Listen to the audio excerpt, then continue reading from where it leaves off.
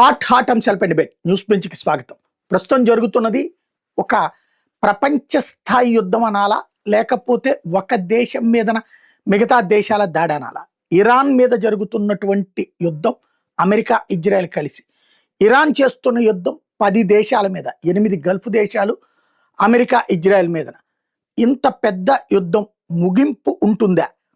Iran మీదన America అనుకున్న వ్యూహం సాధించిందా? ఇజ్రాయెల్ పంతం నెరవేరిందా? ఇరాన్ చేస్తున్నటువంటి దాడుల ఇంపాక్ట్ ఎలా ఉంటుంది? నెల రోజులకి పైగా యుద్ధం అన్నటువంటిది ట్రంప్ పదే పదే ఎందుకు చెప్తున్నారు? ఈ అంశాలకు సంబంధించి మాట్లాడేందుకు ప్రస్తుతం మనతో పాటు ఉన్నారు retired lieutenant general Ramachandra Rao Kammula. ఒకవైపున రక్షణ రంగానికి సంబంధించినటువంటి కీలకమైనటువంటి అనుభవం ఉన్నటువంటి వ్యక్తి. నమస్తే అండి. నమస్కారం అండి. ఈ యుద్ధం ప్రధాన ఉద్దేశం ఆధిపత్య ధోరణ, ఇరాన్ అణచివేత?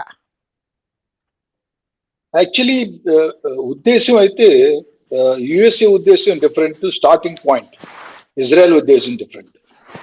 ముందు ఇజ్రాయెల్ ఉద్దేశం ఆలోచిద్దాం. ఇజ్రాయెల్ ఉద్దేశం అర్థం చేసుకోవాలంటే ఇంతకు ముందు అబ్రహాం అకార్డ్స్ సంగతి నుంచి, ఆ టైం నుంచి మనం గుర్తుపెట్టుకోవాలి. ఇజ్రాయెల్ బేసికలీ ఏంటంటే టోటల్ మిడిల్ ఈస్ట్ లో సుప్రీమసీ తెచ్చుకోవాలనుకున్నప్పుడు, ఆధిపత్యత కావాలనుకున్నప్పుడు వాళ్ళకి బేసికలీ అగేన్స్ట్ అంత పవర్ఫుల్ ఉంది దేశం ఒకటే, అది ఇరాన్. అందుకని ఏం చేసింది, అబ్రహాం అకార్డ్ తర్వాత కూడా ఇజ్రాయెల్ నెమ్మదిగా సౌదీ అరేబియాతో మంచి మాటలతో సౌదీ అరేబియాని నెక్స్ట్ పవర్ కింద ప్రాపప్ చేయాలని ట్రై చేసింది, రైట్? అండ్ ఏదో విధంగా ఇరాన్ నొక్కేయాలి. ఎందుకంటే ఇరాన్ ఒక్కటే కంట్రీ, చాలా పెద్ద కంట్రీ, చాలా పెద్ద సైన్యం ఉన్న కంట్రీ, మిసైల్ కేపబిలిటీ ఉన్న కంట్రీ, న్యూక్లియర్ కేపబిలిటీ ఉన్న కంట్రీ. సో ఇజ్రాయెల్ ఎప్పుడు ఏంటంటే ఈ చుట్టుపక్కల ఏరియాలో మొదటి నుంచి ఇజ్రాయెల్ ఎప్పుడైతే ఇజ్రాయెల్ క్రియేట్ చేయబడిందో అప్పటి నుంచి నెమ్మదిగా ఎలాగలాగే చుట్టుపక్కల వీళ్ళందరినీ విభజించైనా సరే తన ఒక్క ఆధిపత్యత అక్కడ తన సుప్రీమసీ ప్రూవ్ చేసుకోవాలి. ఆ సుప్రీమసీకి అగేన్స్ట్ ఇరాన్. కనుక right from day one Israel Iran ఏదో విధంగా పూర్తిగా నాశనం చేయాలన్న ఉద్దేశం ఉంది. దానికి తోడు నేను అనుకోవటం రెండో పొలిటికల్ కండిషన్స్. ప్రస్తుతం నెతన్యాహు ఉన్న చిక్కు సమస్యల్లో పడ్డాడు. హమాస్ ఎందుకంటే ఆల్రెడీ అతని మీద కోర్టు కేసులు జరుగుతున్నాయి, అయ్యి ఇన్వెస్టిగేషన్ అవుతున్నాయి. మధ్యలో ఆపారు, ఇజ్రాయెల్ హమాస్ వార్ టైంలో ఆపారు, తర్వాత హౌతీస్ దెబ్బలాట అన్నారు, హెజ్బుల్లా దెబ్బలాట అనేసి ఆపారు. సో ఇప్పుడు ఈ ఇరాన్ మాత్రం ఓడించగలిగితే, నాశనం చేయగలిగితే మోస్ట్ ప్రాబబ్లీ అతని మనసులో కూడా ఉంటుంది, ఆల్ రైట్ మన దేశం తనని గుర్తుపడుతుంది. సో ఒక పక్క Israel basic objectives are aim ఇదైతే యుఎస్ఏ ఆలోచిద్దాం. యుఎస్ఏ బేసికలీ ఏంటంటే న్యూక్లియర్ ప్రొలిఫరేషన్ కి అగేన్స్ట్. న్యూక్లియర్ అంటే అణుబాంబులు తయారు చేసే ఒక ఎన్రిచ్మెంట్ ప్లాంట్స్ ఇవన్నీ ఉన్నాయి ఇరాన్కి, అక్కడి నుంచి తీసేయాలని. రెండోది ఏంటి, ఈ ఖమేనీ, అయతుల్లా ఖమేనీ మొదటి నుంచి death to Israel, death to America అంటున్నాడు. కనుక ఏదో విధంగా ఖమేనీని కూడా తీసేద్దామని ఉంది రెండోది. మూడోది, ఇంతవరకు మిసైల్స్ మీకు ఎందుకు బెలిస్టిక్ మిసైల్స్ కావాలి, ఎందుకు న్యూక్లియర్ టిప్ మిసైల్స్ కావాలి, ఆ ఉన్న స్టాక్స్ అన్ని మీరు సరెండర్ చేయాలి, వచ్చి విజిట్ చేయాలి. బేసికలీ ఇది కండిషన్స్ పెట్టింది యుఎస్ఏ. అంతేగాని యుఎస్ఏ ఏంటి ఇరాన్ ఒక నాశనం చేసేయాలని ఎప్పుడంటే ఆల్రెడీ చూసాం మన ప్రపంచంలో. ఏదైనా ఒక దేశాన్ని మనం నాశనం చేస్తే ఆ దేశంలో అరాచక పరిస్థితులు ఏర్పడతాయి, ఎకనామీ దెబ్బతింటుంది, రైట్? ఇంకా టెర్రరిస్ట్ గ్రూపులు కూడా స్టార్ట్ అవుతుంటాయి. చూస్తున్నాం కదా, లిబియా చూసాం, ఇరాక్ చూసాం, రైట్? సో వీళ్ళిద్దరు ఉద్దేశాలు రెండు సెపరేట్. కానీ కామన్ గా కలిగింది ఏంటంటే ఇజ్రాయెల్ పుష్ ఎక్కువ, యుఎస్ఏ తనతో పాటు ఒక ఫ్రెండ్ కింద కూర్చుకుంది. సో అందుకని ఇద్దరు ఉద్దేశాలు ఈ టైంలో కొంతవరకు ఏకీభవించగలిగాయి. బట్ బేసికలీ ఏంటంటే right from day one Israel మటుకు ఎలాగైనా సరే ఇరాన్ ని యొక్క సుప్రీమసీ తగ్గించాలి అని ఎప్పుడు ఉంది. ఇవాళ ఖొమైనీ మరణం అన్నటువంటిది ఆ స్కెచ్ అంత వేగంగా జరిగిపోయి ఉంటుందా, దానికి టైం తీసుకుని ఉంటారా? అది బేసికలీ ఏంటంటే ఎలిమినేట్ చేయాలని అనుకున్నారు. కానీ నేను అనుకోవటం ఏంటంటే వెనెజులాలో సక్సెస్ అయిన తర్వాత ట్రంప్ కూడా కొంచెం కాన్ఫిడెన్స్ పెరిగింది. ఆల్ రైట్, నేను కొంచెం డిసిషన్ తీసుకోవచ్చు, కేపబిలిటీస్ చేసినా పర్వాలేదు అన్నట్టుగా. కానీ it is Iran is not Venezuela. ఇష్టం వచ్చినట్టు గబుక్కుని మనిషిని పంపించేసి అతన్ని ఎలిమినేట్ చేయడం. ఆఫ్టర్ ఆల్ ఖమేనీని లోకల్ సపోర్ట్ చాలా ఉన్నాడు, 100% ఉండకపోవచ్చు, అగేనెస్ట్ ఉండొచ్చు, అతను చేసిన అరాచకాలు చాలా ఉండొచ్చు. కానీ ఓవరాల్ యాజ్ స్పిరిచువల్ లీడర్ కింద చూస్తే 50-60%, maybe even more, 70% of people are still okay with him, right, as a spiritual leader.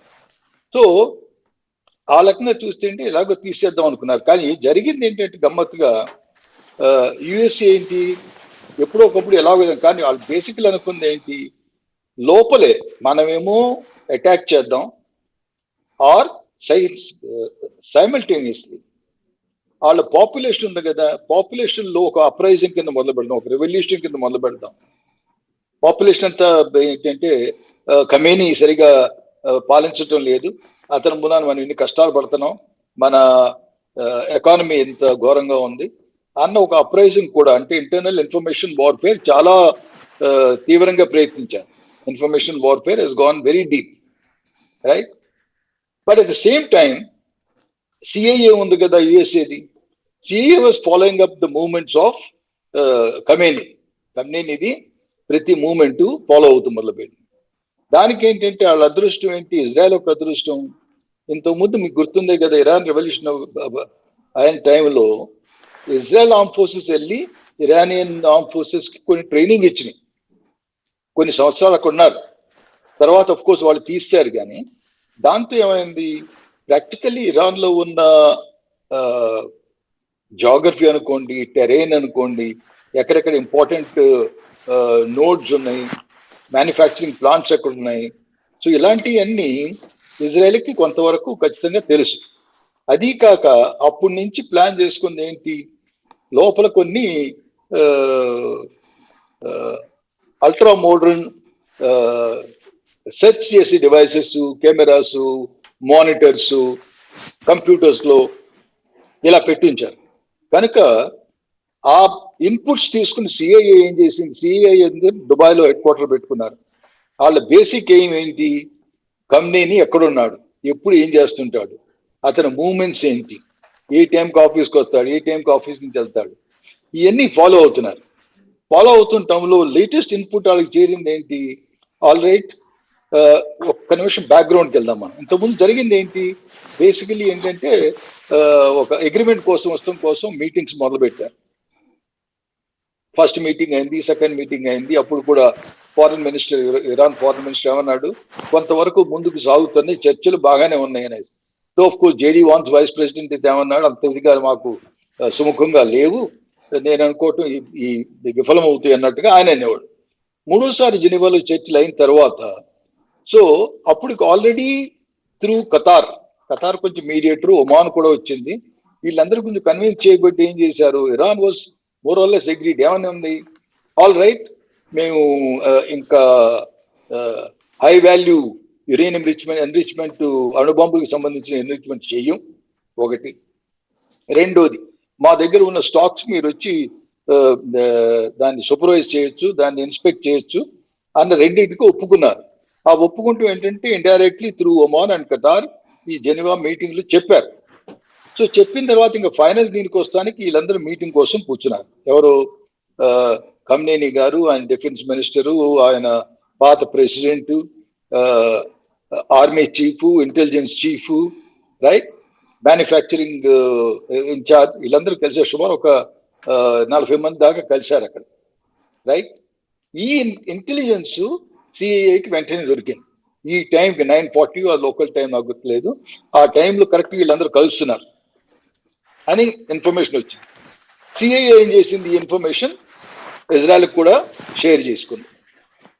ఇజ్రాయెల్కి share చేసుకుంటంలో Israel కొన్ని విషయాల్లో మటుకు అమెరికాను కూడా ఒక విధంగా గుప్తంగా వాళ్ళకి చెప్పకుండా డైరెక్ట్ గా కూడా డిసిషన్ తీసుకుంటూ మొదలుపెట్టింది. ఎందుకంటే ఫైనల్లీ వాళ్ళకి తెలుసు మన దేశం ఒక ఇంట్రెస్ట్ ఇదని.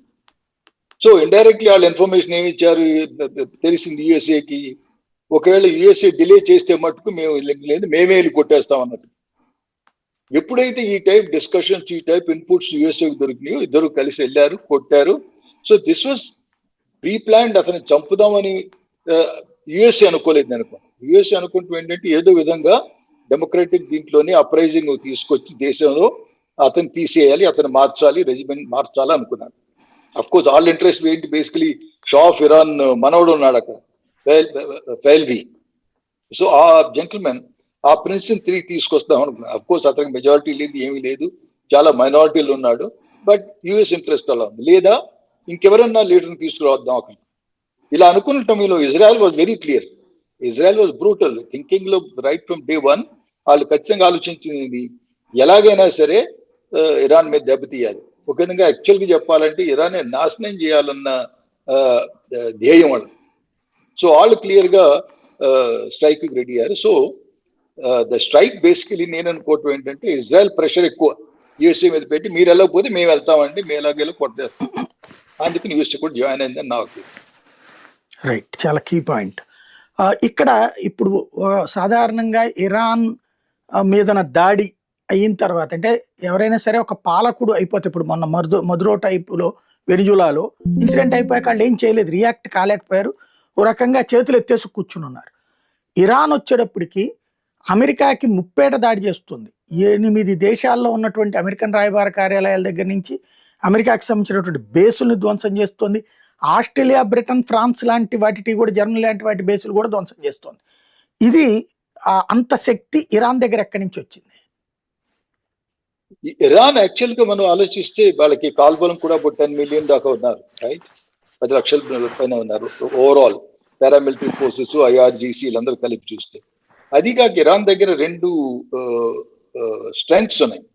ఒక స్ట్రెంగ్త్ ఏంటి, కంపేర్ టు, అంటే యుఎస్ఏతో కంపేర్ చేయకూడదు మనం, అది కరెక్ట్ కాదు.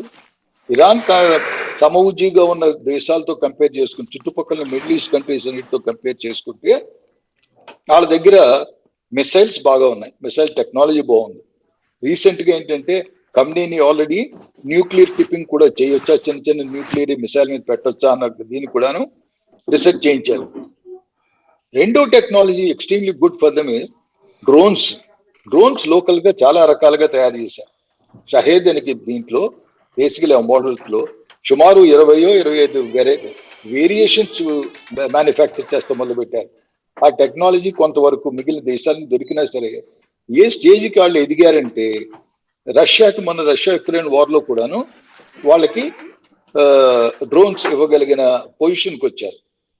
So Iran that way was reasonably strong to face ఒకవేళ చుట్టుపక్కల అరబ్ కంట్రీస్ ఏదన్నా, ఎందుకంటే ఖచ్చితంగా దాని మీద దాడి చేయగలిగే కాదు.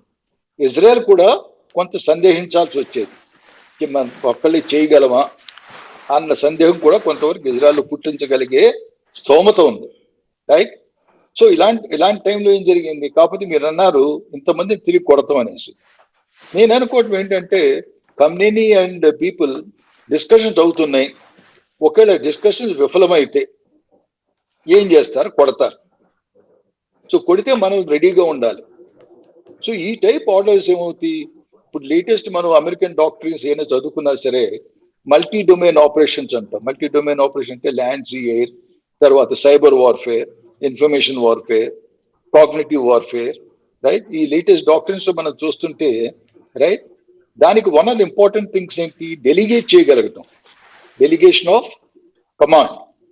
సో నా ఒపీనియన్ లో ఈ ఎస్పెషల్లీ June 25 లో, మీకు గుర్తే కదా, June 25 లో ఒకసారి చిన్న ఘర్షణ జరిగింది బిట్వీన్ ఇజ్రాయెల్ అండ్ ఇరాన్. అప్పుడు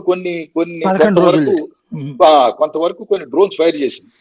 అప్పటికి ఆల్రెడీ క్లియర్ అయి ఉన్నారు, బాబు ఒకవేళ ఏదైనా పెద్దది వస్తే. రెండోది వాళ్ళు ఆలోచించింది ఏంటి, వాళ్ళ వీక్నెస్ ఏంటి కంపేర్ టు యుఎస్ఏ వాళ్ళ నెట్స్ జామ్ చేయగలవు, ఇంటర్నెట్ జామ్ అయిపోతే కమ్యూనికేషన్ జామ్ అవ్వచ్చు, ఇలాంటివి అవ్వచ్చు. అందుకని any sensible arm forces generals ఎవరున్నా సరే డీసెంట్రలైజేషన్ చేస్తారు. ఏమని, ఆల్ రైట్ బాబు నువ్వు ఈ ప్లేస్ లో ఉండు, నీ ఆబ్జెక్టివ్స్, నీ టార్గెట్స్ నీ దగ్గర ఇంత ఎమనేషన్ ఉంది. ఇంకోటికి చెప్తారు, okay you be in the south somewhere, you be in Tehran, you be in such and such place. So disperse చేయటం ఒకటి. రెండోది క్లియర్ కట్ ఆర్డర్స్ ఆల్రెడీ ఇచ్చున్నారు. ఒకవేళ నాకేమైనా జరిగితే, వాళ్ళు స్ట్రైక్ చేస్తే మేము గ్రీన్ సిగ్నల్ ఇచ్చిన వెంటనే అందరూ రకరకాల ప్లేసెస్ లో కొట్టాలి. ఆ టార్గెట్స్ డెలిగేషన్ ఎప్పుడైతే ఫస్ట్లీ ఏంటంటే వాళ్ళకి ఒక ఫోర్స్ లెవెల్ అంటూ ఇచ్చారు, ఎన్ని మిసైల్స్ మీ దగ్గర ఉంటాయి, మీ టార్గెట్స్ ఇవి, మీ కొట్టాల్సిన పూచి మీది, మీ టార్గెట్ రీసప్లై ఇక్కడి నుంచి వస్తుంది, మీ యొక్క ఎమిషన్ రీసప్లై ఒకవేళ అయిపోతే ఇక్కడి నుంచి వస్తుంది. ఇలాంటి ఆర్డర్స్ అన్ని వెరీ క్లారిటీగా ఇచ్చేశారు. అందుకనే వీళ్ళు కొట్టిన ఒక గంట లోపల జనరల్లీ ఒకసారి ఒక దెబ్బ, ఇంత పెద్ద దెబ్బ 40 మంది లీడర్స్ ని, complete country leadership, entire leadership సుమారు వైప్అవుట్ చేయగలిగారు. Though of course assembly of experts బాగానే ఉంది, కానీ మెయిన్ లీడర్షిప్ అందరినీ చనిపోయారు. చనిపోయినా కూడా విత్ ఇన్ 1 hour ఆ దేశం తిరిగి లేచి, పడిపోయిన వాడల్లా లేచి నిలబడి తిరిగి ఇంకొండు కొట్టగలిగే స్థితికి వచ్చాడంటే వీళ్ళు ఆల్రెడీ ఇంతకు ముందే ఇలాంటి పని ఏదో జరుగుతుంది అని రిహార్సల్స్ చేసుకుని రెడీగా ఉన్నారు. టార్గెట్స్ వెరీ క్లియర్గా ఇచ్చారు. ప్రతి కోడికి డిఫరెంట్ కంట్రీస్ లో యూఎస్ ఎంబసీస్ టార్గెట్స్ ఇచ్చింటారు. Like for example first targeting కొట్టారు, సుమారు సిఏ హెడ్ క్వార్టర్ కొట్టారు దుబాయ్ లో, రైట్? సో యుఎస్ టార్గెట్స్ ఒకటి ఉంది. రెండోది నేను అనుకోవటం ఏంటంటే strategy was also clear. Finally ఏంటంటే యుఎస్ఏ, ఇజ్రాయెల్ ఇంకా కొన్ని దేశాలు కలిసినప్పుడు మనం దీంట్లో గెలవటం అసాధ్యమని ఇరాన్ ఖచ్చితంగా తెలుసు. గెలవలేమని తెలిసి కూడాను దెబ్బలాడలేకపోతే ఏమిటి, మనిషి ఏంటంటే ఆల్రెడీ మిగిలిన చుట్టుపక్కల అరబ్ దేశాలు బేసికలీ ఏంటి, వాళ్ళ దగ్గర స్తోమత లేక డబ్బు ఉండి అమెరికాతో సంధికి ఏర్పడుతుంది. అమెరికా మమ్మల్ని ప్రొటెక్ట్ చేస్తుంది, మా దగ్గర బేస్ ఉంటే మా దగ్గర ఎయిర్ క్రాఫ్ట్స్ ఇస్తారు, మా పైలట్స్ ని ట్రైన్ చేస్తారు, అమెరికా మీద చాలా ఆధారపడి ఉన్నారు. ఇరాన్ అలా కాదు కదా. So Iran was very clear, ఒకవేళ దెబ్బ కొడితే మనం ఈ మిగిలిన దేశాలు ఏ అయితే ఎకానమీ ఫ్లరిష్ అవుతున్నారో,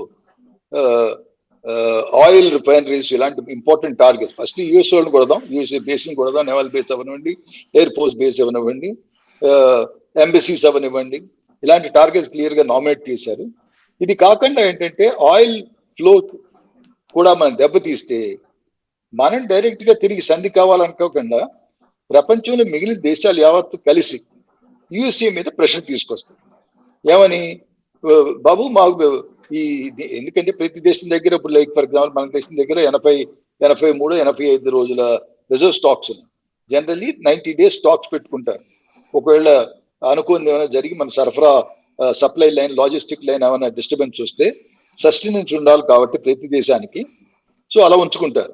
సో అందుకని వాళ్ళు ఏం చేశారు, ఆల్ రైట్ స్ట్రైట్ వాళ్ళకి వెరీ ఇంపార్టెంట్ టార్గెట్ దగ్గరలో ఉంది, వాళ్ళ పక్క నుంచి వెళ్తుంది స్ట్రైట్ ఆఫ్ హార్మోజ్ లో ఆల్రెడీ కొడత మొదలు పెట్టారు షిప్స్, రైట్? దాంతో ఏంటి, ఆయిల్ ధరలు పెరిగిపోతాయి, ఫ్లైట్స్ ఆగిపోతాయి, ఒక విధంగా స్తంభన జరుగుతుంది వరల్డ్ ఎకానమీలో, right?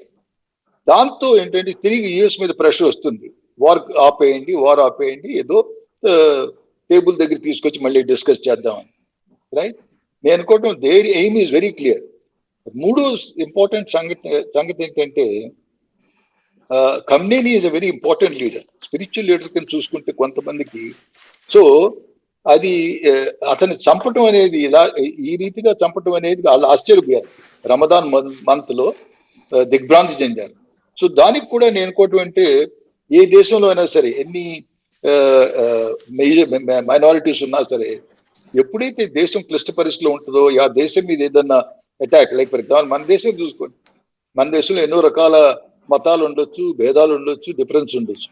But India Pakistan war వచ్చేటప్పటికి సుమారు ప్రాక్టికల్లీ అందరూ 90%-95% ఉంటారు, కొంతమంది లేని డిఫరెంట్ మిగిలిన వాళ్ళు, బట్ అందరూ కలిసి ఐకమత్యంగా ఉంటారు, యూనిటీ ఎక్కువైపోతుంది. ప్రస్తుతం నేను అనుకోండి ఇరాన్ దేశంలో కూడాను ఆ యూనిటీ ఎక్కువయ్యి మన లీడర్ని కొట్టారు, ఎలాగో తిరిగి దెబ్బ తీయాలి అన్న ఒక మోటివేషనల్ ఆస్పెక్ట్ అనుకోండి, సైకలాజికల్ డెవలప్మెంట్ అనుకోండి, ఈ విధంగా మారటం కూడాను. అందుకే విత్ ఇన్ నెక్స్ట్ 1 hour ఎప్పుడైతే స్ట్రైక్ చేశారు, నెక్స్ట్ 1 hour ఎప్పటికి కూడా కొడుతున్నారు. వాళ్ళ దగ్గర బ్యాలిస్టిక్ మిసైల్స్ ఉన్నాయి, దానికి తగ్గ అరేంజ్మెంట్స్ కూడా చేసుకున్నారు. Most of them are underground. మీకు గుర్తుందో లేదో, జూన్ లో ట్రంప్ ఒకసారి బోస్ట్ చేశాడు, ఏమని, మా ఎయిర్ క్రాఫ్ట్స్ వెళ్ళి వాళ్ళ న్యూక్లియర్ ఫెసిలిటీస్ కొట్టేసి నాశనం అయిపోయినాయి. యాక్చువల్ గా అది కొట్టింది వెళ్ళి కొంచెం గుహ డోర్ దగ్గర కొంచెం బ్లాక్ చేయగలిగాయి, అంతేగాని జూన్ లో ఏమి మెయిన్ ఫెసిలిటీస్ ఎన్రిచ్మెంట్ ప్లాంట్స్ ఏమీ డిస్ట్రాయ్ చేయలేకపోయాడు, రైట్?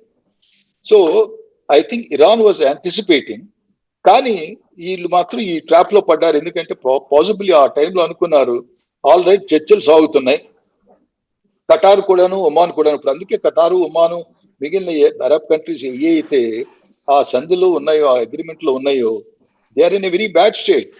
ఇప్పుడు అడుగుతున్న యుఎస్ఏని డైరెక్ట్లీ ఇండైరెక్ట్లీ యుఎస్ఏని, అయ్యా మీరు చెప్పాం కదా ఆడు ఒప్పుకుంటున్నాడు, రైట్?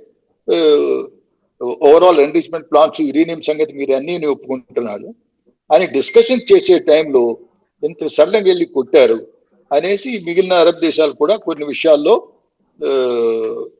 బాధపడుతున్నాయి, ఖచ్చితంగా ఎక్స్ప్రెస్ కూడా చేస్తున్నాయి. లైక్ కటార్ ఎక్స్ప్రెస్ చేసింది, ఒమాన్ అంది ఆల్రెడీ. మంచి డిస్కషన్స్ అవుతున్న టైంలో సడన్ గా వెళ్ళి కొట్టారు అనేసి. రైట్. ఈవేళ అక్కడ వాస్తవంగా అమెరికా వ్యూహం మెయిన్లీ అణుస్థావరాలే అనుకుందాం. అణుస్థావరాన్ని పేలిస్తే పెను విత్పాతం జరుగుతుంది కదా, పేల్చకుండా దాన్ని ఎలా చేయగలుగుతుంది? అసలు పరిష్కారం ఏముంది దాని దగ్గర ఇప్పుడు? మీరు అనేది ఏంటి? యురేనియం సంగతి? యురేనియంతో ఇప్పుడు అక్కడ వాళ్ళు అణుబాంబులు తయారు చేస్తారు కాబట్టి వాళ్ళ దగ్గర correct. Basically enrichment plants direct గా మనం ఏంటంటే న్యూక్లియర్ అణుబాంబులు తయారు చేసే న్యూక్లియర్ ఈ మినరల్స్ యురేనియం ఉంది, దాన్ని కొంచెం యాక్టివేట్ చేస్తే దేశంలో కూడా అది దాని యొక్క ఫాలోఅవుట్ అవ్వచ్చు.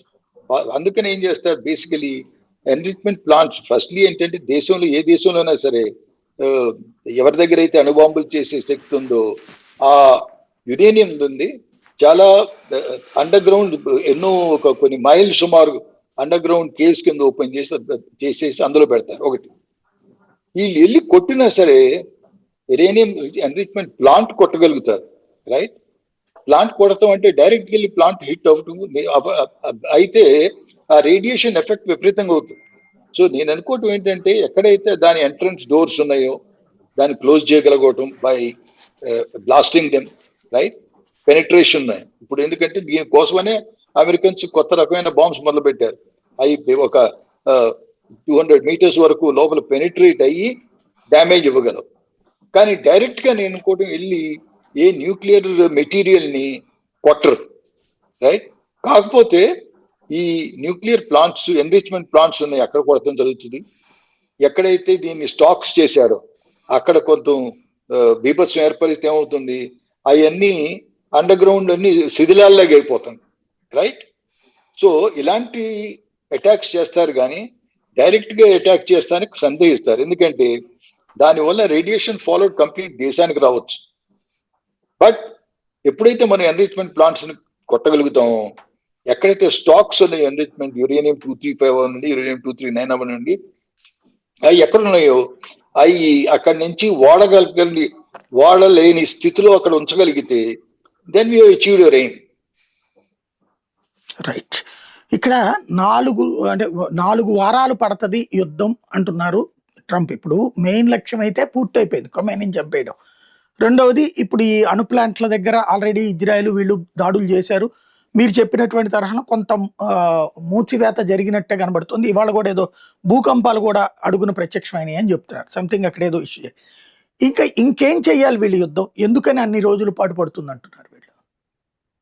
ఇప్పుడు ప్రతి అమెరికా లాంటి దేశాలు ఇప్పుడు ఇక్కడేమో సెంట్రల్ కమాండ్ ఉంది, సెంట్కామ్ అంటాం, రైట్? సో అమెరికా ఏంటంటే ఇట్స్ ఎ వరల్డ్ పవర్.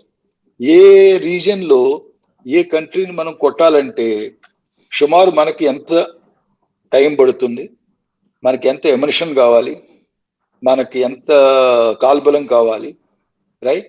ఇలాంటివన్నీ అనలైజ్ చేసి రెస్పాన్సిబిలిటీస్ ఆల్రెడీ డిస్ట్రిబ్యూట్ చేసి ఉంటారు. లైక్ దాట్ సెంట్రల్ కమాండ్ కి అలాగే రెస్పాన్సిబిలిటీ ఇచ్చుంటారు. ఎవరు? Joint chiefs of staff boss ఉన్నారే, కెయిన్, జనరల్ కెయిన్ అని ప్రస్తుతానికి యుఎస్ లో, రైట్? సో ఆయన ఆల్రెడీ డైరెక్షన్స్ ఇచ్చుంటాడు. సెంట్రల్ కమాండ్ జనరల్ బాస్ ఉంటారు, సెంట్రల్ కమాండ్ కమాండర్. ఆ కమాండర్ అనలైజ్ చేసి ఏంటి తెలియదు టోటల్ టార్గెట్స్ ఎన్ని, ఈ టార్గెట్స్ డిగ్రీ ఆఫ్ డిస్ట్రక్షన్ కూడా తెలవాలి. ఎందుకంటే కొన్ని ఊరికే దాన్ని వాసన చూసి వచ్చేటట్టుగా ఒక బాంబు వేసామనుకోండి, దాని ఎఫెక్ట్ దాని మీద లాస్టింగ్ ఉండదు. కనుక డిగ్రీ ఆఫ్ డిస్ట్రక్షన్ కూడా అనలైజ్ చేస్తారు. డిగ్రీ ఆఫ్ డిస్ట్రక్షన్ అనలైజ్ చేసిన తర్వాత ఆల్ రైట్, ఈ టార్గెట్ చాలా హార్డ్ టార్గెట్, ఈ టార్గెట్ ని కొడటానికి అట్లీస్ట్ మనకి 2 రౌండ్స్ ఫైటర్ బాంబర్స్ వెళ్ళాలి, ఒక 20 టామ్ హాక్ మిసైల్స్ కొట్టాలి, కొన్ని బాంబులు వేయాలి, కొన్ని డ్రోన్స్, సో లాయిటర్ ఎమినేషన్ కొట్టాలి కొన్ని. సో ప్రతి టార్గెట్ కి అనలైజ్ చేసి కంపైల్ చేసిన తర్వాత తేలేది ఏంటి, టోటల్ నాకు ఎంత ఎమినేషన్ కావాలి, ఇన్ని రోజులు పడుతుంది ఒకటి. రెండోది, ఒక్కోసారి ఏంటంటే మన అనాలిసిస్ లో కూడా అంచనాల్లో తప్పు జరగవచ్చు. నేనేమో okay let's say for example US అనుకోవచ్చు, వాళ్ళ దగ్గర యురేనియం ఉన్న క్వాంటిటీని బట్టి సుమారు ఒక 3000 బాలిస్టిక్ మిసైల్ చేయగల తాహతు ఉంది వాళ్ళకి అనుకుంటారు. బట్ వాళ్ళ దగ్గర కరెక్ట్ గా ఎంత క్వాంటిటీ ఉంది, ఎన్ని మిసైల్ చేయగలిగారు, 3000 అనుకుంటే గబుక్కని రేపు 4000 రావచ్చు. So margin of error probability ఉంది కాబట్టి దానికి కూడా కొంత కేటర్ చేస్తారు. సో టోటల్ కేటర్ చేసి దానికి తోడు ఇప్పుడు ఏంటి, ఒక్కోసారి ఏంటంటే అంచనాలు తప్పు కావచ్చు, ఇలా ఇంత వైలెంట్ గా రియాక్ట్ అవుతాడని అనుకోకపోవచ్చు. సో ఇవన్నీ అనలైజ్ చేసినప్పుడు టోటల్ మాకు ఇంత ఎమినేషన్ కావాలి, ఒక 4 వారాలు పడుతుంది. దాంట్లో రిజర్వ్స్ కావాలి, ఒక్కోసారి ఫెయిల్యూర్స్ అవ్వచ్చు, ఒకరోజు ఇంక్లిమెంట్ వెదర్ అవ్వచ్చు, వెదర్ కండిషన్స్ లో ఒక్కోసారి జరగకపోవచ్చు, రైట్. ఒక్కొక్కసారి ship like for example aircraft carriers 2 ఉన్నాయి ఎక్కడి నుంచి అయితే సుమారు 80 aircrafts 80 to 100 aircraft సుమారు దీంట్లో పాల్గొన్నాయి. ఎయిర్ క్రాఫ్ట్ క్యారియర్ సీలు కండిషన్స్ బాగపోవచ్చు, right. So there will be some slipups here and there. ఆ స్లిప్అప్స్ కోసం కేటర్ చేస్తానికి రిజర్వ్స్ అనేసి, సో ఆల్ అనాలిసిస్ ప్రస్తుతం వాళ్ళు ఏంటంటే 5-6 వీక్స్ పట్టొచ్చు అనుకుంటున్నారు. కానీ నా ఒపీనియన్ లో ఒక 2-3 వీక్స్ లో సరైన ఇంపార్టెంట్ కీ ఏరియాస్ వీళ్ళు కొట్టగలిగితే పాసిబుల్లీ ఇరాన్, వీళ్ళ ఖతారు, ఒమాను వీళ్ళున్నారే అయితే యుఎస్ కి బేస్ ఇచ్చాయో వాళ్ళ మీద ప్రెషర్ వస్తాయి ఇండైరెక్ట్ గా. ఆ ప్రెషర్ ఏమో తిరిగి యుఎస్కి వెళ్తుంది. సో ఐ మీన్ అన్ని సవ్యంగా జరిగితే ఒక 2 వారాలు 3 వారాల్లో ఇరాన్ అనొచ్చు indirectly through Qatar, Oman, what ever it is. రెండో ప్రాబ్లం ఏంటి, ఎకనామిక్ ప్రెషర్స్. వరల్డ్ కూడా ఊరుకోలేదు కదా, చుట్టుపక్కల కంట్రీస్. ఇప్పుడు ప్రాబ్లం ఏమొచ్చిందంటే గల్ఫ్ కంట్రీస్ ఉన్నాయి, గల్ఫ్ కంట్రీస్ ఇప్పుడు కొడుతున్నప్పుడు తిరిగి కొట్టడం మొదలు పెట్టలేదు. ఎందుకంటే గల్ఫ్ కంట్రీస్ ఇంకో ప్రాబ్లం ఏంటి, వాళ్ళ దగ్గర ఆల్రెడీ చాలా ఆధునమైన ఎయిర్ క్రాఫ్ట్స్ ఇచ్చారు US, like Saudi Arabia for example. So అన్ని ఉన్నా సరే తిరిగి కొట్టట్లేదు. ఎందుకు కొట్టట్లేదు, ఒకవేళ ఇరాన్ తిరిగి కొడటానికి మొదలు పెడితే మోస్ట్ వీళ్ళందరూ అనుకుంటారు ఏంటి, ఈ ముస్లిం కంట్రీస్ లో ఒక ప్రాబ్లం, మనమందరం వెళ్ళి ఇజ్రాయెల్ తో కలిసిపోయాం అన్న ఒక ఇంప్రెషన్ ఏర్పడింది వరల్డ్ లో. ముస్లిమ్స్ లో మనం సునీ అవ్వండి, షియా అవ్వనివ్వండి, మనలో మనం కొట్టుకున్నాం, మన ఒక ముస్లిం బ్రదర్ ని చేస్తాం కోసం మనం ఇజ్రాయెల్లో కలిసామని. అఫ్ కోర్స్ మరీ అవసరం వస్తే కొడతారు. ఆల్రెడీ సౌదీ అరేబియా ప్రిన్స్ అన్నాడు ఇంకా ఎక్కువ డ్యామేజ్ ఏదైనా అయితే తిరిగి కొట్టండి అనేసి, రైట్. బట్ అదొక సందేహం ఉంది. సో ఓవరాల్ ప్రెషర్స్ వస్తాయి యుఎస్ మీద, ఎకనామిక్ ప్రెషర్ రావచ్చు, మిగిలిన అరబ్ గల్ఫ్ కంట్రీస్ ప్రెషర్ రావచ్చు. ఎందుకంటే ఆఫ్టర్ ఆల్ ఎయిర్ ట్రాఫిక్ ఎంత దోహా కంప్లీట్ అయిపోయింది, అబుదాబిలో లేదు, దుబాయ్లో లేదు, రైట్. అయ్యో కొన్ని ఎయిర్ క్రాఫ్ట్స్ ఎసెన్షియల్ సర్వీసెస్ కింద రన్ అవుతున్నాయి. కానీ ఎప్పుడైతే కొంచెం డ్యామేజ్, ఎందుకంటే ఈ దేశాలన్నీ బేసికలీ శాంతియుతమైన దేశాలు, బాగా బిజినెస్ లో ఫ్లరిష్ అయిన దేశాలు. వీళ్ళు సోల్జర్స్ కూడాను పీస్ టైమ్ సోల్జర్స్, ఎవరు యుద్ధాలు చేసిన సోల్జర్స్ కాదు. కనుక ఒక దెబ్బ గట్టిగా తగిలిందంటే కోలుకోవడం కష్టం అని వాళ్ళకి తెలుసు. So they will bring all the pressure on US, saying that look here బాబు, ఏదో విధంగా యుద్ధం మీరు అనుకుని సాధించారు కదా, మీరు సాధించాలనుకుంది ఏంటి, రెజ్యూమ్ మార్పున్నారు. బాస్ ఖమ్నేనీని ఆల్రెడీ చంపేశారు, పెద్ద పెద్ద సీనియర్ లీడర్స్ని చంపేశారు, తర్వాత యురేనియం ఎన్రిచ్మెంట్ ప్లాంట్స్ కొన్ని మీరు డిస్ట్రాయ్ చేశారు. సో అనుకున్న టార్గెట్స్ అచీవ్ చేస్తే 4-5 వీక్స్ వరకు అవసరం లేకపోవచ్చు, మేబీ 2 వీక్స్ లో కూడాను తిరిగి మళ్ళీ చర్చల కోసం అమెరికా ఆల్రెడీ అంటుంది. ట్రంప్ ఒక్కోసారి వైల్డ్ గా మాట్లాడుతుంటాడు, ఇరాన్ చర్చలకు రెడీగా ఉంది అది ఇది అనేసి. బట్ ఇజ్రాయెల్ మాత్రం నేను అనుకోవటం ఇందులో పానకంలో పుడక. Israel, it is not in the interest of Israel at all Israel wants to finish ఇరాన్ని అన్ని విధాల నాశనం చేసి కానీ వదలకుండా ఇజ్రాయెల్ వ్యూస్ ఎప్పుడు అలాగే ఉన్నాయి. వేరే యుఎస్ఏ ప్రస్తుతం ఉన్న ఎయిమ్ అది కాదు. వాళ్ళు క్లియర్ గా చెప్పేది ఏంటి, మీరు ఎందుకంటే ప్రపంచం కూడా హర్షించదు. యుఎస్ఏ క్లియర్ కట్ ఉద్దేశాలు చెప్తుంది, లీడర్షిప్ మార్పులు రావాలి, యురేనియం రీఎన్రిచ్మెంట్ ఇదంతా బంద్ అవ్వాలి, మీరు అణుబాంబులు తయారు చేసే ఇదంతా మాకు ఇన్స్పెక్ట్ చేయనివ్వాలి, సరెండర్ అవ్వాలి.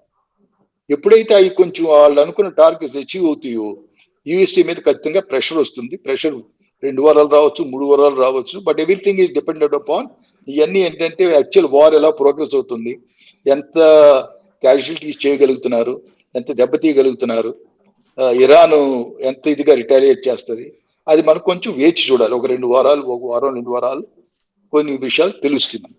రైట్. ఫైనల్ గా ఒకటి చెప్పండి, వీళ్ళకి సంబంధించి అంటే ఇరాన్ నేవీ మొత్తాన్ని తుడిచిపెట్టేశాం, 9 ships ని ధ్వంసం చేశాం, ఇరాన్ నేవీ హెడ్ క్వార్టర్ ని ధ్వంసం చేశాను అంటున్నాడు ట్రంప్. నిజమేనా అనుకోవాలా? పూర్తి నేవీ కాదు ఏంటంటే అందులో ఒక ఇందాక మీకు చెప్పాను కదా, ఎయిమ్స్ అబ్జెక్టివ్స్ లో చేసిన దాంట్లో one of the objectives, the smaller objectives was to wipe out the entire naval force of Iran అని యుఎస్ఏ డిక్టేట్ చేసింది. నా దగ్గర ఇమీడియట్ గా ఫిగర్స్ లేవు how much, but I don't think ఎంత ఇదైనా సరే 9 ships ని సింక్ చేసిన మాట వాస్తవం, అది న్యూస్ లో కూడా వచ్చింది. బట్ కంప్లీట్ నేవల్ వాళ్ళ ఉన్న స్తోమత, వాళ్ళ దగ్గర ఉన్న పవర్ అంతా కంప్లీట్ డిజాల్వ్ అయి ఉంటుంది నేను అనుకున్నాను. ఇంకా పడుతుంది అంత మరి నేవీ ఆల్రెడీ డిజాల్వ్ అయిపోతే రైట్, వాళ్ళు 4-5 వారాలను ఎందుకు అనుకోవాలి, 1 వారంలోనూ 2 వారాల్లోనూ అయిపోవాలి కదా. కనుక కొన్ని చోట్ల ఏంటంటే ఇప్పుడు సబ్మెరీన్స్ ఉన్నాయి, కొన్ని షిప్స్ తీశారు, వాళ్ళ దగ్గర సుమారు 100 ships ఎంతో ఉన్నాయి, 25 సబ్మెరీన్స్ ఎన్నో ఉన్నాయి ఇరాన్ దగ్గర, రైట్. సో ఈ టోటల్ నేవల్ ఫోర్స్ ని డిస్ట్రాయ్ చేయాలంటే అంత ఈజీ పని కాదు, టైం పడుతుంది. ఆ టైం రాకముందే ఇరాన్ తెలివైంది అయితే పూర్తిగా నాశనం ఎందుకు అవ్వాలన్నట్టుగా ఒక లెవెల్కి వచ్చాక, ఓకే మనకు తీసినట్టుగా మనం కొంత దెబ్బతీసాం, చుట్టుపక్కల వాళ్ళు కూడా ప్రెషర్ తీసుకొచ్చాం, ఆల్ రైట్ మన ఎమ్యునిషన్ అవ్వబోతుంది, ఇంకో 3-4 days కన్నా మన దగ్గర ఎమ్యునిషన్ ఎక్కువ లేదు, ఇలాంటి ఎన్నో కండిషన్స్ కారణాలు ఉంటాయి. ఈ కారణాలతో ఖచ్చితంగా ఏంటంటే త్వరలోనే certainly it's not like Russia Ukraine war, అలా నెలలు సంవత్సరాలు జరిగే వార్ కాదు ఇది, రైట్. ఎందుకంటే అక్కడ 1-to-1 కింద జరుగుతున్నాయి. అదిగాక అక్కడ ముఖ్యమైన విషయం ఎందుకు అంత టైం పడుతుందంటే ల్యాండ్ యాక్చువల్గా ఆక్యుపై చేసుకోవాలి, సరిహద్దులు వెళ్ళి చేయాలి. వేరే యుఎస్ ఏమంటుంది, మేము బూట్స్ ఆన్ గ్రౌండ్ పెట్టాం, ఎందుకంటే American population today citizen, after all Afghanistan లో జరిగిన తీరు చూసాం మనం. దాని తర్వాత ట్రంప్ ఎప్పుడు ఫస్ట్ టైం అన్నాడు, రీసెంట్ ఎలక్షన్స్ లో కూడా అన్నాడు, సారీ నేను అమెరికన్ సోల్జర్ని తిరిగి ఇంకో దేశం భూమి మీద అడుగు పెట్టాల్సిన అవసరం ఉండదని. But of course recent statement ఇచ్చాడు, అవసరం వస్తే పంపిస్తాననేసి. ఎందుకంటే సో దట్ లేకపోతే ఏమన్నా అంటే భయపడతారు, ఇరాన్ ఏదే విధంగా భయపెట్టాలి. అది కాక అడ్వాంటేజ్ ఏంటి వీళ్ళకి, ఈ చుట్టుపక్కల దేశాలు 5-6 దేశాలు ఎక్కడైతే బేసిస్ ఉన్నాయో సుమారు టోటల్ వాళ్ళ దగ్గర ఒక 40-50,000 ట్రూప్స్ ఉన్నాయి, యుఎస్ ట్రూప్స్ ఉన్నాయి అక్కడ. 40-50లో ఈవెన్ ఇఫ్ అట్ ఆల్ ఒక 10-20,000 యాక్చువల్ ఫైటింగ్ సోల్జర్స్ ఉన్నా సరే వాళ్ళని కూడా వాడుకోవచ్చు. కానీ సోల్జర్స్ ని తీసుకెళ్లి ట్యాంక్స్ డెజర్ట్ స్టార్మ్ లాగా కువైట్, ఇరాక్ ఇలాంటి ప్లేస్ లో చేసిన విధంగా అలాంటి తప్పు పని చెయ్యడు. ఎందుకంటే వార్ఫేర్ ఒక స్ట్రాటజీ మారిపోయింది, stand of warfare, maximum fire power కురిపించి ఒకళ్ళ మీద రాళ్ళ వర్షం, పిడుగుల వర్షం అంటాం పూర్వకాలంలో, అలాగే ఎంత మనం కురిపించగలిగితే దూరం నుంచి. ఇప్పుడు టామ్ హాక్ ఎంతో ముందు ఎయిర్ క్రాఫ్ట్ నుంచి మిసైల్స్ ఫైల్ చేస్తానికి దూరం నుంచి ఎక్యురసీ తక్కువ ఉండేది, అంతా ఇంప్రూవ్ చేసుకొచ్చారు. సిమిలర్లీ ఇజ్రాయెల్ కూడాను దూరం నుంచి maximum either by aircrafts or by missiles or drones లో కూడా చూస్తున్నాం కదా, వార్ఫేర్ ఫేసే మారిపోయింది. కొన్ని డ్రోన్స్ ఏంటంటే మామూలుగా తిరిగే డ్రోన్స్, అబ్జర్వేషన్ డ్రోన్స్ ఉంటాయి, కొన్ని ఏమో లాయిటరింగ్ ఎమ్యునిషన్ ఉంటాం, దాంట్లోనే ఒక ఎమ్యునిషన్ ఫిక్స్ చేసేస్తారు. డ్రోన్ తిరుగుతుంటే వెళ్ళి చుట్టుపక్కల చూస్తుంటే దాంట్లో జీపీఎస్ ఉంటుంది, దాంట్లో కెమెరాలు ఉంటాయి, ఓకే టార్గెట్ ఇదేనా కంపేర్ చేసుకుంటుంది, నా లోపల మనకి ఫీడ్ చేసింది ఏంది, ఈ టార్గెట్ ఇదేనా క్లియర్ గా కెమెరా చూస్తుంది, ఎస్ కన్ఫర్మ్ అయిపోతుంది. This all artificial intelligence ably electronic intelligence. అది ఎప్పుడైతే కన్ఫర్మ్ అయిపోయిందో వెళ్ళిపోయి లాటరింగ్ ఎమినేషన్ వెళ్ళి దాన్ని కొట్టేస్తుంది. Like for example we heard ఈ రీసెంట్ గా ఇప్పుడు అమెరికన్ ఎంబసీ మీద ఒక డ్రోన్ వెళ్ళి కొట్టింది అక్కడ రియాద్ లో. ఇదో ఆఫ్ కోర్స్ మాక్సిమం డ్యామేజ్ అవ్వలేదు, రైట్? సో నేవల్ ఫోర్సెస్ ని మీరు అన్నట్టుగా కంప్లీట్ గా ఎంతవరకు వైప్ చేయలేదు. నేను అనుకోవటం ఇరాన్ అంత స్టూపిడ్ గా బిహేవ్ చేయదు complete naval force wipe out అయ్యే వరకు, రైట్? ఆయన ప్రస్తుతానికి ఏంటి ఇమీడియట్ గా నేవల్ ఇంతకుముందు సెకండ్ వరల్డ్ వార్ ఆ టైంలో ఫస్ట్ వరల్డ్ వార్ టైంలో జరిగినట్టుగా నేవల్ వార్ఫేర్ అంత సీరియస్ గా ప్రస్తుతం జరిగే సూచనలు లేవు. ఎందుకంటే aim is different. First most important aim already achieve అయింది, లీడర్షిప్ ని చంపేశారు.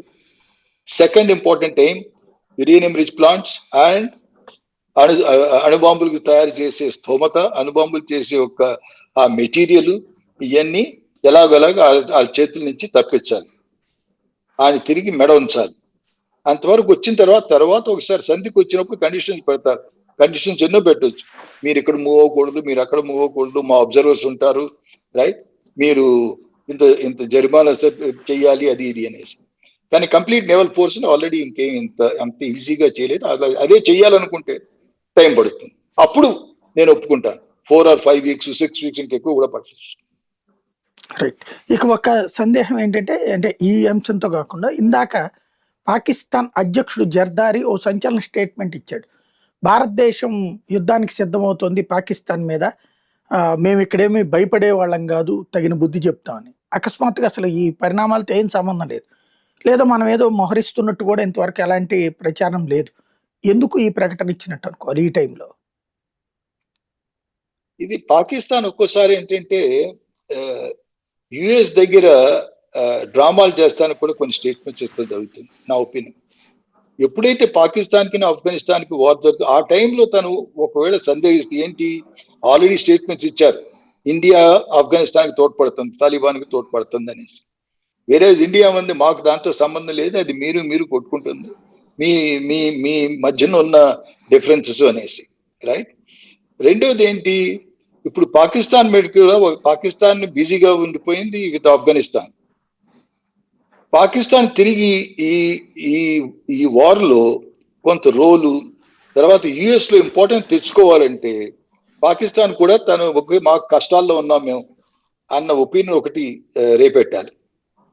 రెండోది రీసెంట్ గా మార్కో ఈ సెక్రటరీ ఆఫ్ స్టేట్ యుఎస్ ఏమన్నాడంటే పాకిస్తాన్ నుంచి వచ్చే వాళ్ళని కూడాను మేము విసాలు బంద్ చేసామని about I think 1 or 2 years back ఏదో అనౌన్స్మెంట్ ఇచ్చారు. ఎందుకని, ఇరాన్కి చాలా famous this thing is Iran ఎన్నో సంవత్సరాల నుంచి కొన్ని స్లీపర్ సెల్స్, రైట్? ఇవన్నీ already there are some sleeper cells even in USA, UK, ప్రతి దేశంలోనూ కొన్ని స్లీపర్ సెల్స్ ఉంటాయి. లేకపోతే కొంతమంది ఇప్పుడు పంపిస్తూ మొదలు పెడతారు. మార్కో అంటాం ఏంటంటే పాసిబుల్ ఇప్పుడు వీసాలు బంద్ చేశారంటే పాకిస్తాన్ నుంచి యుఎస్కి విసాలు కొంతవరకు బంద్ చేస్తున్నామని డిక్లేర్ చేశారు. ఆ డిక్లేర్ చేస్తానికి కారణం బేసికలీ ఏంటంటే ఇక్కడి నుంచి కూడా ఎవరన్నా స్లీపర్ సెల్స్ వాళ్ళు వస్తారేవో, ఎవరైనా ట్రబుల్ మేకర్స్ వస్తారా, ఎవరన్నా టెర్రరిస్ట్ వస్తారా అన్నట్టు. సో ఇవన్నీ చూస్తే ఏంటంటే పాకిస్తాన్ తన యొక్క ఇంపార్టెన్స్ కూడా తగ్గింది. ఇంతకుముందు యాక్చువల్గా అవసరం వస్తే ఏంటి, Pakistan is also neighbouring to Iran, Afghanistan Iran neighbour ఉంటుంది. సో పాకిస్తాన్ ఇలాంటి కొంచెం నాయిస్లు చేయటం వలన మేబీ ఇదే తరుణంలో తనకేమన్నా రోల్ వస్తుందా, అమెరికా తనేమన్నా వాడుకుంటుందా, ఇదైనా ఉండొచ్చు. లేదా యాజ్ యూజువల్ బేసిక్ కామన్ మనం ఎప్పుడు ఆలోచించాల్సింది, మన కష్టం, మన దేశం ఎప్పుడు ఏ కష్టాల్లో ఉన్నా సరే పాకిస్తాన్కి ఒక అలవాటు అయిపోయింది, భారతదేశం మా మీద ఇది చేస్తుంది అది చేస్తుంది అనేసి. అలా చెప్పే కదా ఆడి దగ్గర డబ్బు తీసుకున్నాడు, సౌదీ అరేబియా దగ్గర. ఇప్పుడు యాక్చువల్ చెప్పాలంటే సౌదీ అరేబియాతో ఇంట్రెస్టింగ్ పాయింట్ విన్నాం. సౌదీ అరేబియాతో ఒక సంధి ఏర్పరచుకున్నారు పాకిస్తాన్. ఏమని, మిమ్మల్ని ఎవరినో కొడితే మమ్మల్ని కొట్టినట్టే, మమ్మల్ని కొడితే మిమ్మల్ని కొట్టినట్టే, రైట్? అప్పుడు రీసెంట్ గా about nearly few months back వెళ్ళి సంధి ఏర్పరచుకొచ్చారు. ఆ లెక్కను మనం ఆలోచిస్తే ఈ పాటికి ఆల్రెడీ వాళ్ళు ఇరాన్కి బెదిరించాలి కదా, సౌదీ అరేబియాని మీరు కొట్టారు, సౌదీ అరేబియాలో రియాద్ లో కొట్టారు, ఇలాంటి టార్గెట్స్ మీరు కొడుతున్నారు, కానీ మేము కూడా వచ్చి మమ్మల్ని కొడతామని డిక్లేర్ చేయొచ్చు కదా. వాళ్ళ సంధి ఏమైంది? సో పాకిస్తాన్ బేసికలీ అవకాశవాది. ఎక్కడి నుంచి అయితే సింపతి అవనివ్వండి లేదా సైడ్లు మారనివ్వండి, ఏదో విధంగా తన ఎకానమిక్ ఓవరాల్ సిచ్యుయేషన్ ఇంప్రూవ్ చేసుకుంటానికి యాంటీ భారత్ బేసికలీ మన అగైన్స్ట్ ఇండియా ఆ బేసిక్ ఓవరాల్ ఎయిమ్ అన్ని విధాలుగా చూసినా సరే. ఆఫ్టర్ ఆల్ అమెరికా ఎందుకు ఇన్ని విధాలుగా హెల్ప్ చేస్తుందంటే ఆల్ రైట్ ఆడ అవసరం ఎప్పుడన్నా రావచ్చు అన్నట్టుగా ఇంకా పాకిస్తాన్కి కొంచెం హెల్ప్ చేస్తుంది, రైట్. సో పాకిస్తాన్ బేసికలీ టాక్టిక్సే, అంతేగాని మన వాళ్ళు చేసింది ఏమీ లేదు నాకు తెలిసినంత మట్టుకు. ఆయన మన వాళ్ళు అంత స్టూపిడ్ కాదు. అందుకే మన దేశం యొక్క ఫారెన్ పాలసీని మనం చాలా హర్షించాలి. కొన్ని విషయాల్లో కొంచెం ఎక్స్ట్రా కాషియస్ అయ్యాం, that is different. But overall ఏంటి, మా దేశానికి ఏదైతే లాభదాయకమో మేము ఆ పాలసీనే ఫాలో అవుతాం. ఆఫ్టర్ ఆల్ రష్యన్ ఆయిల్ అమ్ముతున్నట్టు ఎంత ప్రెషర్ వచ్చింది, అప్పుడు కూడా మనం ఒక సైడ్ తీసుకోలేదు. అమెరికా ఫ్రెండ్షిప్ బాగా పెరిగినా సరే మనం కరెక్ట్గా డైరెక్ట్గా మేము ఒప్పుకోలేదు. ఎప్పుడైతే మన మీద ప్రెషర్స్ వస్తున్నాయో అప్పుడు కొంచెం మార్పు వచ్చింది. కానీ భారతదేశం మిగిలిన వాటిలో జోక్యం కలిగి చేసుకునే ఫారిన్ పాలసీ లేదు. కనుక అలాంటి వాళ్ళు at this juncture yes indirectly చేస్తుండొచ్చు, నేను ఒప్పుకుంటాను. ఇండైరెక్ట్లీ అంటే కొంత ఫండింగ్ అవ్వచ్చు, కొంత రకాల మందు సామాగ్రి, ఆయుధాలు ఈ ఆఫ్ఘనిస్తాన్ ఫోర్సెస్కి ఇస్తానికి, ట్రైనింగ్ ఇస్తానికి ఇలాంటివి జరగవచ్చు, రైట్. బట్ ఇండియన్ ఆర్మీ ఇప్పుడు, ఎందుకంటే పాకిస్తాన్ ఆల్రెడీ అటు సైడ్ చూస్తుంది, ఆఫ్ఘనిస్తాన్ సైడ్లో దెబ్బలాడుతుంది, కనుక ఇదే మంచి తరుణం, వెళ్ళి కొట్టేద్దాం. అలాంటివి వ్యూహాలు ప్రస్తుతానికైతే ఏమీ లేవు, ఉన్నట్టు సూచనలు ఏం కనిపించట్లేదు, అలాంటి ఆలోచనలు మన దగ్గర లేవు. So I think it is more of a noise by Zardari. As a president ఏదో మాట్లాడాలి, ఎవడో రాసి పెడతాడు, రాసి పెట్టిన వెంటనే మాట్లాడతాడు. Otherwise there is nothing concrete. ఇది ప్రూవ్ చేస్తాను అట్లీస్ట్ ప్రూవ్ వదిలేసేయండి, అట్లీస్ట్ ఆ దిశలో మనం ఆలోచిస్తానికి కూడా ఏ విధమైన కారణాలు లేవు. ఇక్కడ అంటే ఒక డౌట్ ఏంటంటే, నిన్న ఇరాన్ కమాండర్ ఒక అతను పాకిస్తాన్ ఎయిర్ ప్లేస్ని కూడా, అంటే స్పేస్ను కూడా వాడుకుని మా మీదన అమెరికా దాడులు చేసింది, మన ఇజ్రాయెల్ అమెరికా దాడిలో పాకిస్తాన్ ఎయిర్ స్పేస్ వాడారంటూ దానికి సంబంధించిన ఒక విజువల్ని కూడా ప్రొజెక్ట్ చేశాడు అతను. మేము దానికి పాకిస్తాన్కి కూడా గట్టి బుద్ధి చెప్తామని. ఒకవేళ దాన్ని డైవర్ట్ చేయడానికి ఏమైనా చేస్తుంది అనుకోవాలి. అంటే యూ హ్యావ్ ఎ పాయింట్, నేను కాదని లేను. ఎందుకంటే ఆల్రెడీ ఇప్పుడు సైప్రస్ దగ్గరికి వెళ్ళిపోయారు, రైట్. ఎందుకంటే UK actually they are not directly involved. కనుక ఇరాన్కి ఏంటంటే ఒకవేళ ఇంటెలిజెన్స్ కన్నా వచ్చింది అనుకోండి, ఆల్ రైట్, ఏంటంటే ఇరాన్ అలాంటి వార్నింగ్ ఇస్తాం సహజమే, అద్దలు ఇదేం లేదు. కానీ అలా వార్నింగ్ ఇచ్చినా సరే ఐ డోంట్ థింక్ పాకిస్తాన్ అలాంటి భయం, అంటే ఒక్కోసారి భయపడి ఇరాన్ మీరు అన్నట్టుగా ఇరాన్ ఒక వార్నింగ్ చూసి కొంచెం భయపడి ఒకవేళ ఇండియా కొడద్దేమో అని ముందే డిక్లేర్ చేయడం బెటర్ అనుకోవటం పాసిబిలిటీ ఇస్ దేర్ సెటిల్డ్. అలా కూడా ఆలోచించవచ్చు. ఎందుకంటే ఆసిమ్ మునీర్ ఫీల్డ్ మార్షల్ ఉన్నాడు కదా, ఏదో ఒక మన దేశం ఒక ఇంపార్టెన్స్ తీసుకొస్తానికో లేదో మనం రెడీగా ఉండాలి. ఆఫ్టర్ ఆల్ పొలిటీషియన్స్ దగ్గర అంత దమ్ములు ఆలోచిస్తానికి, రైట్. ఎందుకంటే పాకిస్తాన్ లో బేసికలీ ఇట్ ఈస్ సైన్యం రూల్ చేస్తుంది, రైట్. సో ఆసిఫ్ మునీర్ తన ఇంపార్టెన్స్ కోసం కోవటం ఈ టైంలో, తన ఇంపార్టెన్స్ ఆల్రెడీ ఆఫ్ సింధూర్లో ఓడిపోయినా సరే ఏదో చేసేసానని ఫీల్డ్ మార్షల్ అయినోడు, రైట్. తన ఇంపార్టెన్స్ కోసం కూడా చెప్పొచ్చు, మనం జాగ్రత్తగా ఉండాలి, ఇండియా కూడా వస్తుందనేసి వార్నింగ్ ఇద్దాం, ప్రపంచానికి తెలవాలి, ఇండియా కూడా ప్లాన్ వేస్తుందేమో మమ్మల్ని కొడతానికి అన్నట్టుగా. సో నేను అనుకోవటం it's quite a baseless statement. Except మీరు అన్నట్టుగా ఇరాన్ ఇలా అంది కాబట్టి కొంచెం ఏమన్నా సందేహం వచ్చి ప్రియం చేస్తానికి అన్నట్టుగా స్టేట్మెంట్ ఇచ్చి ఉండొచ్చు. బట్ అది విన్నాను నేను, జర్దరీ గారు అంటాం ఆ స్టేట్మెంట్ విన్నాను. Thank you very much sir, మంచి ఇన్ఫర్మేషన్ ఇచ్చినందుకు. ఇది పరిస్థితి. యుద్ధం అయితే అనివార్యం అని ఇప్పుడు అనడానికే లేదు, ఎందుకంటే ఆల్రెడీ ఆరంభమైంది.